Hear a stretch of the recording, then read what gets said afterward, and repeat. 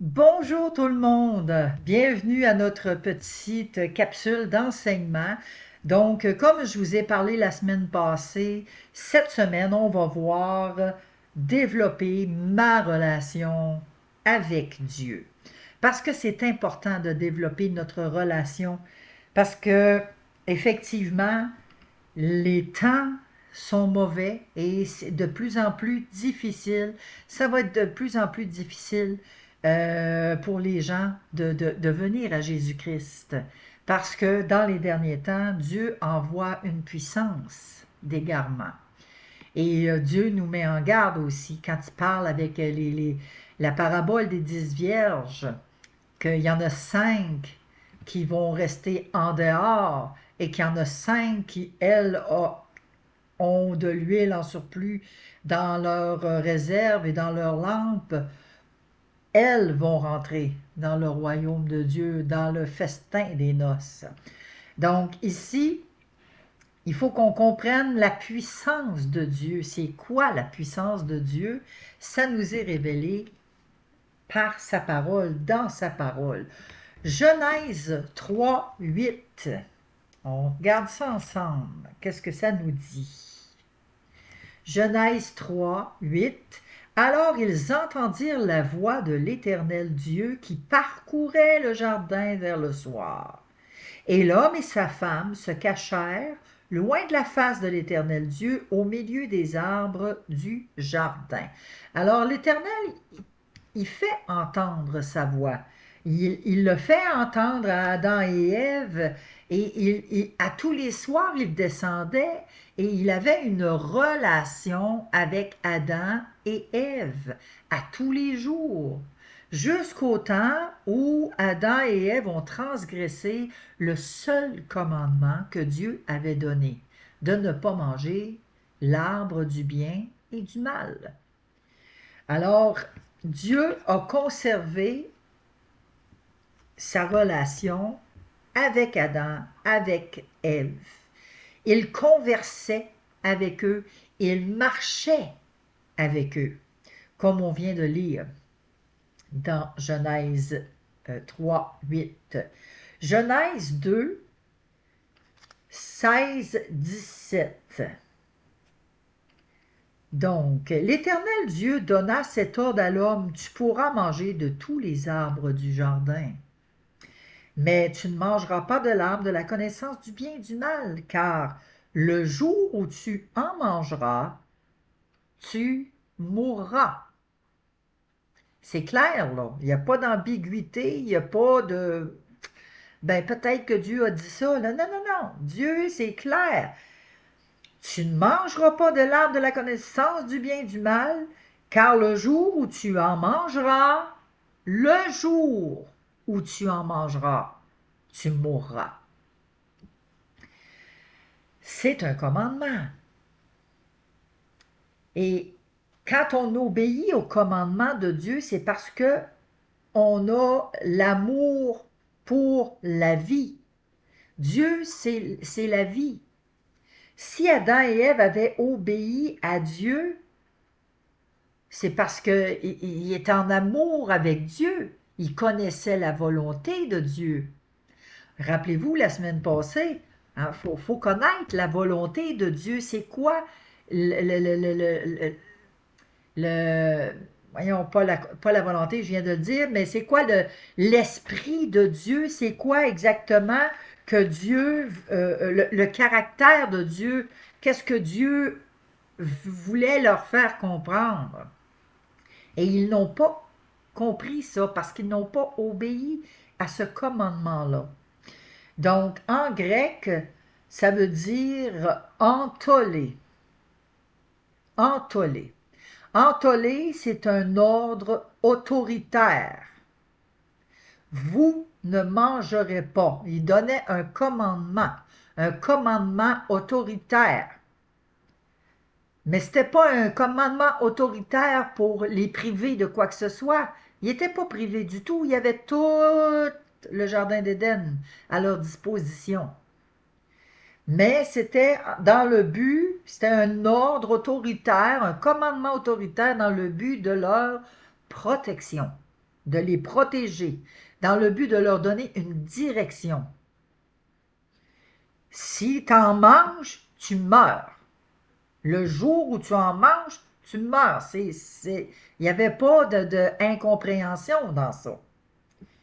Donc, c'était de suivre la direction pour ne pas se perdre, de ne pas rentrer dans la tromperie de Satan, parce que Satan, il est menteur. Il use de tromperie depuis le début des temps. Genèse 3, verset 1. Le serpent était le plus rusé de tous les animaux des champs que l'Éternel Dieu avait fait. Et dit à la femme, Dieu a-t-il réellement dit, vous ne mangerez pas de tous les arbres du jardin? Y a-tu vraiment dit ça, Dieu?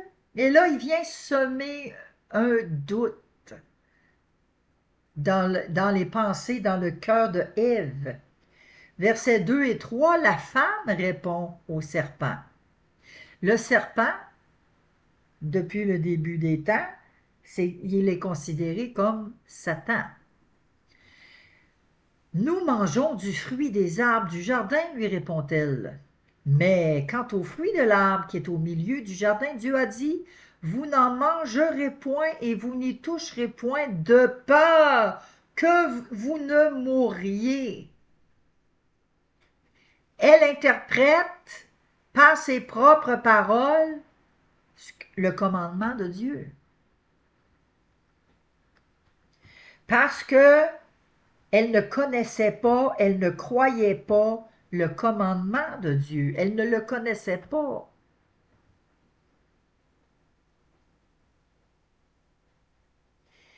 Elle ne pouvait pas le connaître. Si on retourne dans Genèse 2, 16, 17, l'Éternel Dieu donna cet ordre à l'homme.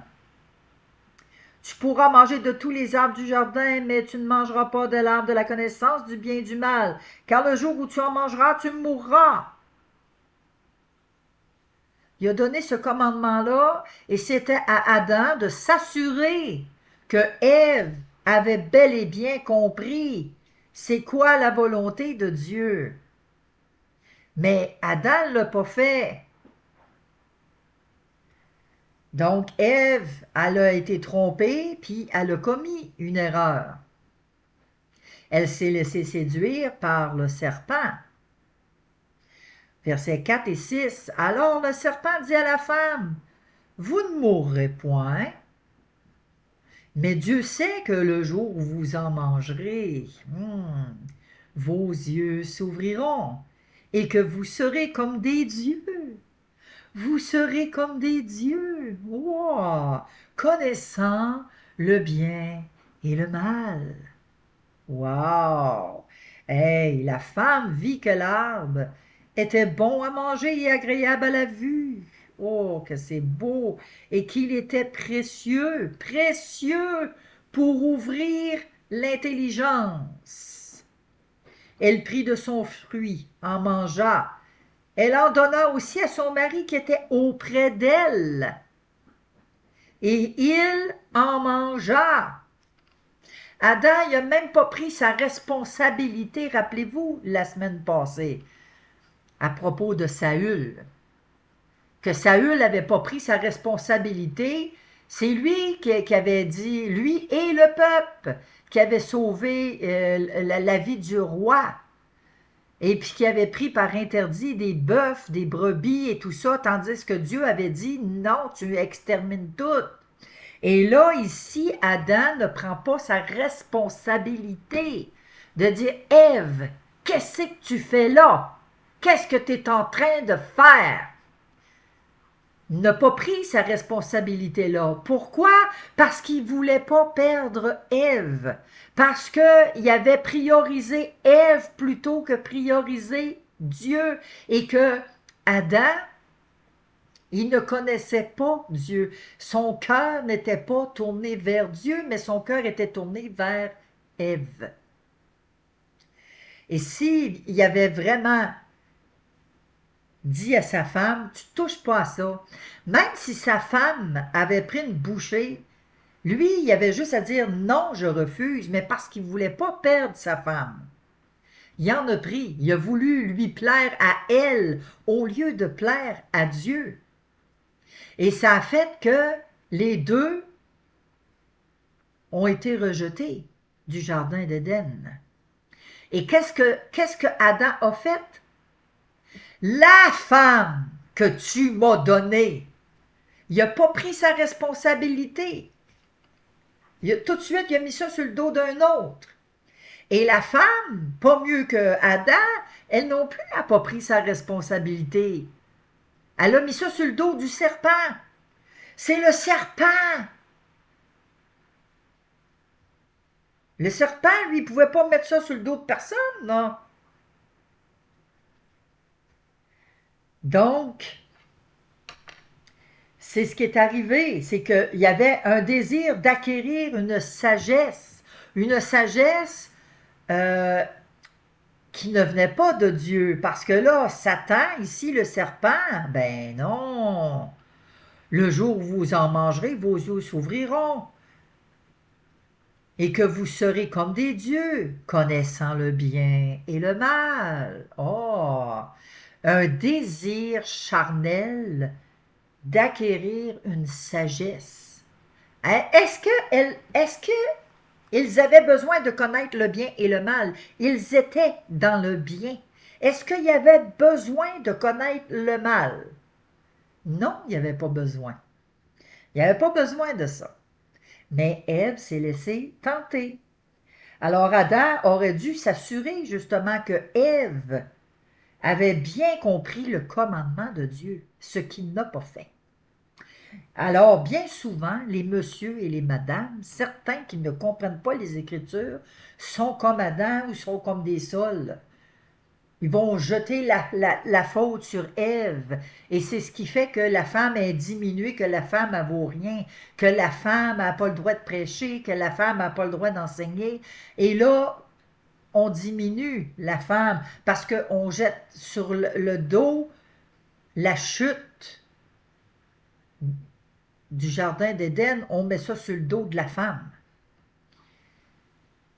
Fait qu'on n'est pas mieux que Saül, on n'est pas mieux que Adam. On ne prend pas nos responsabilités. Donc, il aurait dû justement s'assurer. Fait qu'ils ont été trompés. Tromper, ça veut dire en grec appâter. Appâter. Quand on met un appât sur un hameçon, hein, on va tromper un poisson. Le poisson, on va penser que c'est vraiment de la nourriture, mais c'est un appât. Un appât. On va appâter pour piéger. Ça signifie la séduction émotionnelle ou égarée par la déformation. Donc, quand on va appâter, ici, la tromperie, tromperie veut dire une séduction. Ici, comme on voit, séduction émotionnelle pour égarer, dans le but d'égarer les autres, dans le but de déformer ce que la parole de Dieu dit. Et c'est dans le but aussi d'avoir la sagesse qui mène au péché. Parce que ce n'est pas une sagesse de Dieu. Dieu, son commandement, c'était tu ne mangeras pas de cet arbre-là. Point. Si tu en manges, tu meurs. Il n'y a pas de peut-être que tu vas mourir. Tu meurs. Tu en manges, tu meurs. Il n'y a pas de compromis, il n'y a pas d'ambiguïté. Quand Dieu parle, c'est clair. Son message est très clair. Ça ne veut pas dire autre chose. Quand il dit ça, c'est ça que ça veut dire. Alors, c'est une sagesse qui mène au péché. Et cette sagesse-là, est-ce qu'elle peut conduire à Dieu? Est-ce que cette sagesse-là vient de Dieu? Pas du tout. Elle ne nous conduit pas à Dieu. La preuve, Dieu les a chassés du jardin d'Éden. Jacques 1, 15. On va aller voir qu'est-ce que ça dit. Jacques 1, verset 15. Puis la convoitise. Ève, elle a convoité. Elle a vu que l'arbre était beau, que le fruit avait l'air bon. Alors elle a convoité. Alors, puis la convoitise, lorsqu'elle a conçu, enfante le péché. Et le péché, étant consommé, elle a mangé, produit la mort.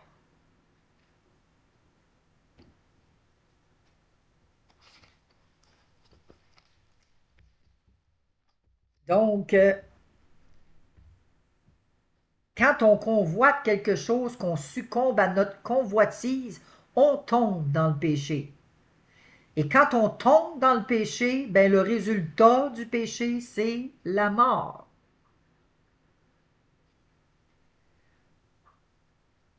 Et c'est quoi le péché? Le péché, c'est de ne pas connaître et de ne pas obéir à la parole de Dieu. La désobéissance, c'est le péché. C'est le péché qui va engendrer tous les autres péchés. Si on n'obéit pas, il va y avoir les autres péchés qui vont rentrer. La jalousie, la calomnie, la tromperie, etc., le meurtre, bon, emmenez-en. L'orgueil. Donc, quand on n'obéit pas, notre cœur devient amer, devient tortueux, devient rempli de toutes sortes de vices qui ne viennent pas de Dieu. Donc, l'obéissance, c'est obedia en latin que ça veut dire. Et obéissance, obédia, ça signifie écouter attentivement. Ève a écouté le serpent au lieu d'écouter Dieu. Elle a écouté attentivement le serpent. Elle a été séduite. Genèse, quand on retourne dans Genèse 2, 15 à 17, parce qu'on va remonter un petit peu plus loin, 15 à 17 nous dit: l'Éternel Dieu prit l'homme et le plaça dans le jardin d'Éden pour le cultiver et pour le garder. Alors notre mandat, si Adam et Ève n'avaient pas péché, notre mandat était de cultiver et de garder le jardin de Dieu. Et l'Éternel Dieu donna cet ordre à l'homme: tu pourras manger de tous les arbres du jardin, tout, tout, tout, tout. Tu peux manger de tout. Et ici, mais tu ne mangeras pas de l'arbre de la connaissance du bien et du mal, car le jour où tu en mangeras, tu mourras.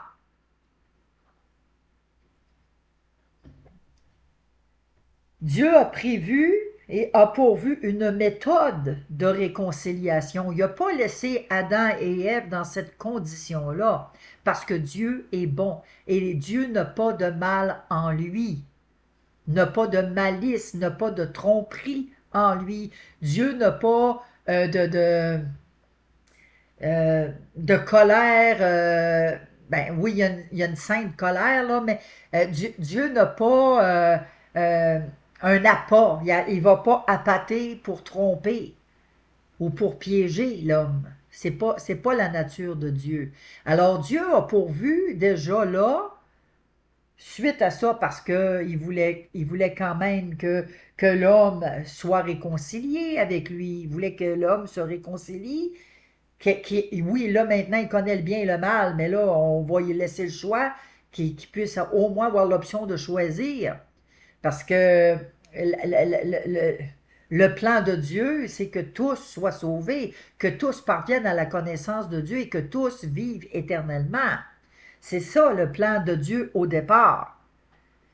Alors, qu'aurait dû faire Adam et Ève à ce moment-là, quand ils ont péché, au lieu d'aller se cacher en arrière des feuilles, quand que Dieu a descendu, puis qu'il a collé à Adam: Adam, où es-tu, Adam? Et que là, ils se sont habillés de feuilles, puis ils ont sorti de leur cachette. Ben, je me suis cachée parce que j'étais nue. Qui, qui t'a appris que tu étais nue? Et là, c'est ça. Tout de suite, hein? Ben, c'est la femme que tu m'as donnée. Vous avez mangé du fruit. Dieu le savait. Alors, qu'est-ce qu'il aurait dû faire au lieu de se cacher ou au lieu de succomber à la tentation d'en manger de ce fruit-là? Il aurait dû aller vérifier le commandement de Dieu. C'est un peu, voyez-vous, aujourd'hui, il y a tellement de fraude hein, aujourd'hui. Puis on reçoit des appels ou on reçoit des textos sur notre cellulaire. Veuillez communiquer avec nous parce que vous avez dans votre compte en banque, on a vu que vous aviez une fraude ou votre carte de crédit, il y a eu des achats. Veuillez communiquer à tel numéro. Moi, j'appelle pas le tel numéro qui me donne. Je flush, je supprime le texto, je supprime le courriel, mais je prends ma carte et je fais le numéro derrière la carte. Et là, j'appelle. Et souvent, ils me disent, ben non, Madame Lepage, vous n'avez pas rien sur votre carte. Il n'y a rien, vous pouvez dormir tranquille. Ah, OK. Ben, parce que je m'en vais vérifier.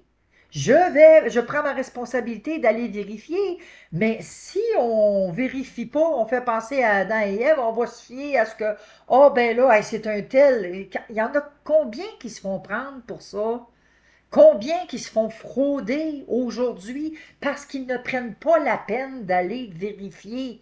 Ils vont se fier à la voix au téléphone ou au texto qu'ils ont eu. Ils vont cliquer, puis ils vont répondre, puis ils vont embarquer dans les liens. Et là, ben voilà. Après ça, ben là, ils se font frauder le carte. Puis... Mais c'est ça parce qu'ils ne prennent pas leur responsabilité. Ma responsabilité, oui, j'ai une carte, mais ma responsabilité de ma carte, là, moi, j'ai rien sur mon cellulaire, hein. J'ai même pas les applications de banque ou de caisse, je ne paye pas avec mon cellulaire. Moi, j'ai ma carte.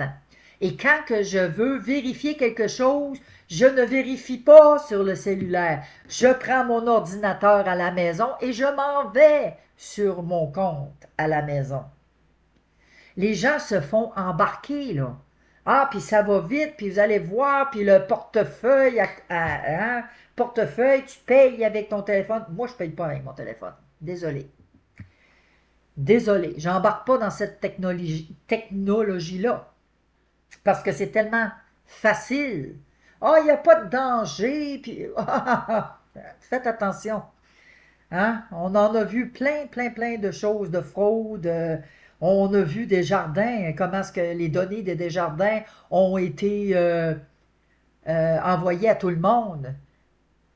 C'est possible aujourd'hui de hacker n'importe quoi, n'importe quand. Même s'il y en a qui sont experts en informatique, disent, ah ben non, non, hein, notre programme, il n'est pas hackable, notre programme, il est sécuritaire. Attention. Attention. Donc, si on va voir Jérémie 17, 9, vous savez, il y a plein de choses aujourd'hui qui nous amènent vraiment à confirmer les Écritures, à confirmer qu'est-ce qu'on vit quand on ne veut pas être en relation puis développer vraiment une relation avec le Seigneur, on va se faire tromper. Ben, il y a plein de petites choses comme je viens de vous parler, là. Si on connaissait vraiment euh, la façon de procéder pour vérifier si on a été vraiment fraudé, on ne perdrait pas notre temps avec les fraudeurs au téléphone. Hein? Quand on connaît vraiment la façon, on dit, regarde, moi je vais aller vérifier. Je vais aller voir avec ma compagnie directe. Je ne me casse pas la tête, je vais voir. Je vais aller confirmer. C'est-tu vrai, ça? J'ai-tu été hacké? J'ai-tu des achats frauduleux? Bon, c'est notre mandat de vérifier. On ne peut pas passer à autre chose. Jérémie 17, verset 9. Le cœur est tortueux par-dessus tout, et il est méchant. Qui peut le connaître? Et le verset 10 dit, moi, l'Éternel, J'éprouve le cœur, je sonde les reins, pour rendre à chacun selon ses voies, selon le fruit de ses œuvres.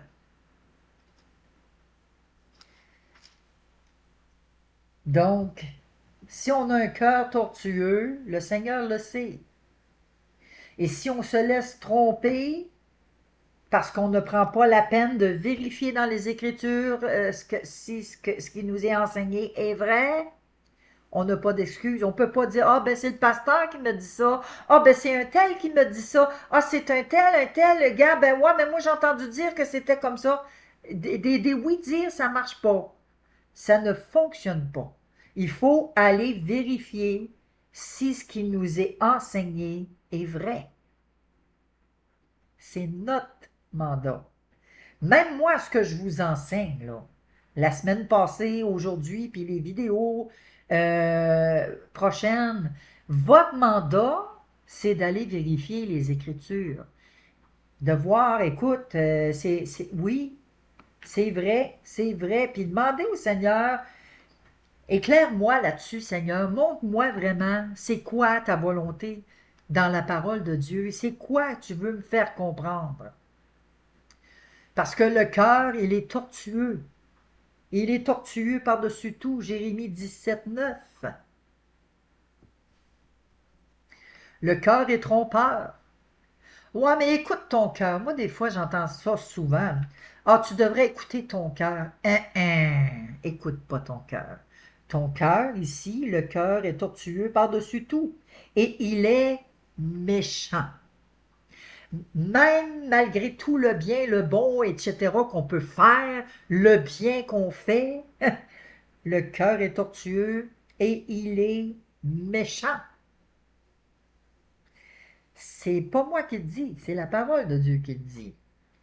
Donc, que se passe-t-il si nous nous basons sur nos émotions plutôt que sur la vérité? Quand on se base, ah ben moi je le sens pas, ça me chicote, ah ben là je pense que, ah puis je suis convaincu, ah ça devrait, ah ben moi d'habitude, c'est comme ça que, le Saint-Esprit me parle, c'est comme... On se fie beaucoup à nos sens, on se fie beaucoup à nos émotions. C'est trompeur. C'est trompeur. Que se passe-t-il si nous nous basons, si on se base sur nos émotions plutôt que sur la vérité? Satan se déguise en ange de lumière. Satan connaît la parole de Dieu. Satan sait, si on le déclare en plus, ben moi quand le Saint-Esprit me touche, je pleure. Ben moi quand le Saint-Esprit me touche, je ris. Ben moi quand le Saint-Esprit me touche, je ressens une chaleur. Attention! Attention à ça. C'est trompeur. Il faut toucher, il faut voir les fruits. Il faut voir si vraiment ça vient de Dieu. Sonder les esprits, ne pas donner foi à tout esprit, à tout ce qu'on ressent. Si on se fie juste à nos émotions, à nos sentiments, on va se faire tromper. On va faire penser à des poissons qui se font leurrer par des hameçons, avec un verre au bout, là, ou une mouche, on va se faire attraper.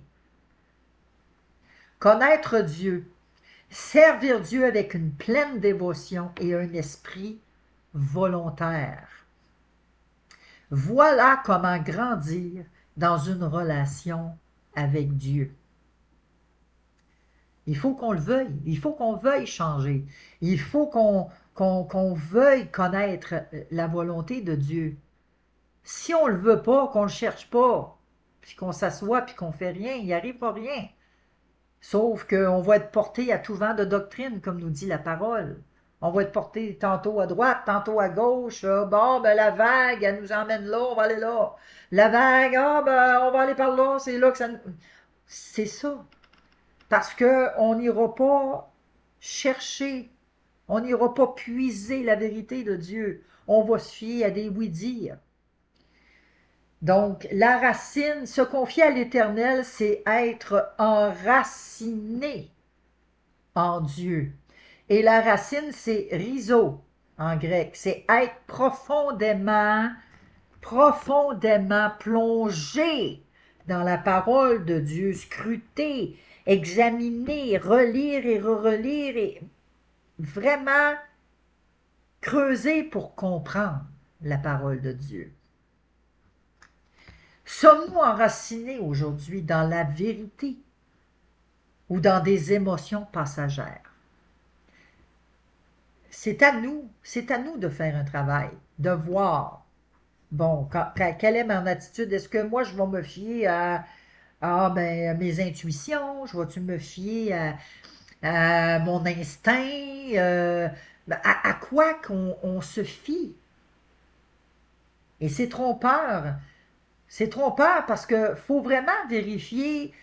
Notre mandat, c'est ça, c'est de vérifier à tous les jours. Parce que c'est facile de se laisser emporter, de croire que ça vient de Dieu. Souvenez-vous, Saül, il était convaincu que lui, il avait obéi à la parole de Dieu, puis il était convaincu. Et souvent, nous, c'est la même chose. On est convaincu que on obéit à la parole de Dieu. Ben Dieu, c'est ça qu'il dit, mais il faut creuser. Il faut vraiment creuser pour être sûr et certain. Écoute, non, ça vient pas de l'ennemi, là. C'est vraiment Dieu qui dit ça. Donc, est-ce qu'on veut être héritier de la vie éternelle? Est-ce qu'on veut hériter de la connaissance de Dieu? Est-ce qu'on veut hériter de la volonté? On veut-tu être un chrétien nommé selon le cœur de Dieu? Parce que quand on est un homme ou une femme selon le cœur de Dieu, on ne suivra pas la majorité du monde. On ne se conformera pas au siècle présent. On ne se conformera pas aux idéologies présentes. Ah, ben la vague, elle nous conduit là, la majorité, hey, c'est ça. Maintenant, il y a des mariages homosexuels dans les églises. Il y a même des pasteurs des pasteurs des dominations pentecôtistes, emmenez-les, là, baptistes, on voit ça partout aux États-Unis, en France. Ah, ben, ils sont homosexuels, mais on va les marier.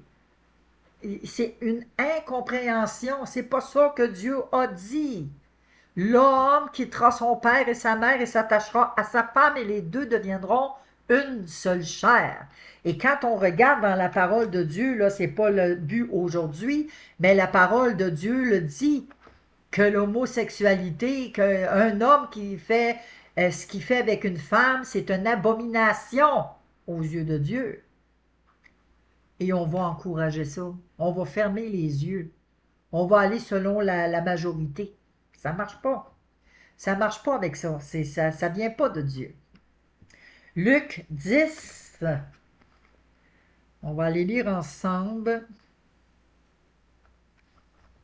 Luc 10, versets 25 à 27.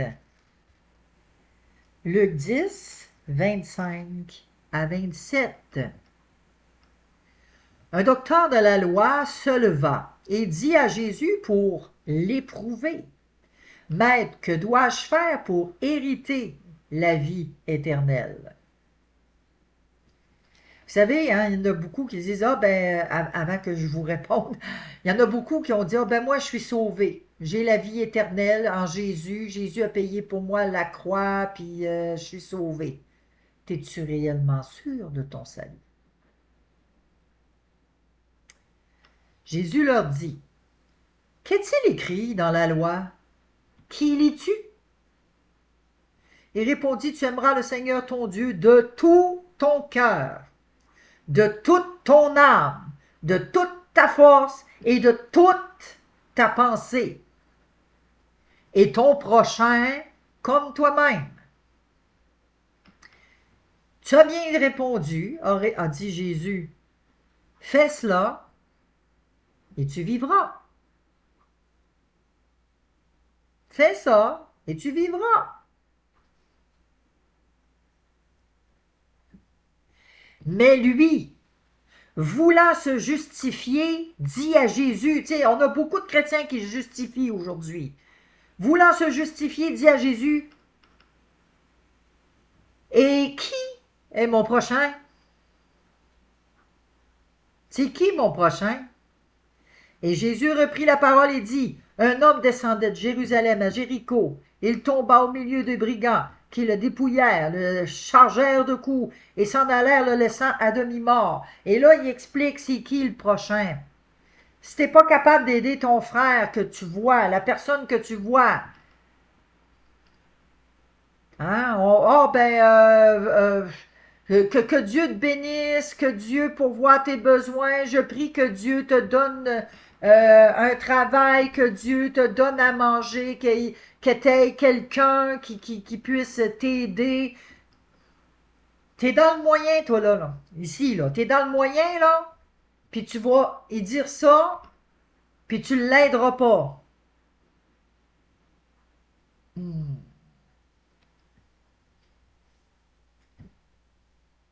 Ici, il s'approcha et banda ses plaies. Qui ça? Mais un Samaritain. Les Samaritains, dans ce temps-là, ils étaient exclus. Ils n'étaient pas aimés du tout des Juifs, les Samaritains.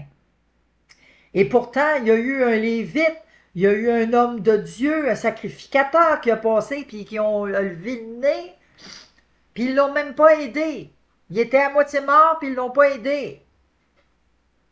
Les sans-abri dans la rue, on lève le nez, on se détourne, on change de trottoir parce qu'on ne veut pas les voir. Mais un Samaritain qui voyageait, étant venu là, fut ému de compassion lorsqu'il le vit.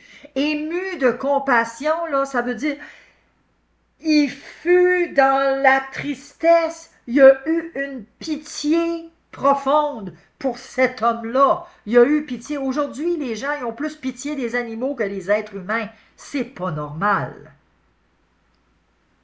On va voir un animal qui se fait battre. Ouais, mais c'est parce que l'animal, il peut pas parler puis il peut pas se défendre. Tandis qu'un être humain, là, quand il a peur, il peut pas parler puis il peut pas se défendre non plus. On va prioriser des choses qui, selon nous, nous semblent très importantes. On priorise des choses dans notre vie plutôt que de prioriser ce que Dieu demande que l'on fasse. Et là, aime le Seigneur ton Dieu de tout ton cœur, de toute ton âme, de toute ta force et de toute ta pensée. C'est ça que Dieu demande. Qu'on l'aime, qu'on le priorise, qu'on le mette en premier en toutes choses dans nos vies. Qu'on le laisse, il soit là. C'est quoi qu'on a mis sur le pied d'estal sur un trône dans nos vies qui prend la place de Dieu? Moi, je vais vous le dire. Dans les premiers temps, avec mon mari, c'était mon mari qui était sur le trône. C'est lui que je mettais sur le pied d'estal. Dieu prenait le bord, Jésus prenait le bord, c'était mon mari. Mon mari, je peux vous dire que Dieu l'a fait dégringoler de son trône. Il a pris une méchante débarque. Et gloire à Dieu. Merci Seigneur. Merci Seigneur que tu m'as ramené à la vérité. C'est toi en premier, Seigneur, sur toute chose. Comment est-ce qu'il y en a des gens qui vont mettre leur mari, leur femme, leur enfant, leur travail, leur ministère en premier, leur Église en premier, plutôt que de mettre Dieu en premier lieu? Il y en a beaucoup, malheureusement. Donc, c'est ça, la racine, quand on se confie dans le Seigneur, on est enraciné profondément et on devient inébranlable, on devient quelqu'un qui va scruter les Écritures, qui va savoir, parce que ça va devenir de plus en plus difficile. Satan, là, il est très rusé. On le voit là, avec l'intelligence artificielle. Ils font des vidéos. Il y a tellement de fausseté. On voit à l'œil nu. Moi, je suis capable de distinguer. Hey, ça, c'est pas une vraie vidéo. Là. Wow, oh, oh, oh. C'est une intelligence artificielle qui a fait cette vidéo-là. Ça fonctionne pas. Ça marche pas.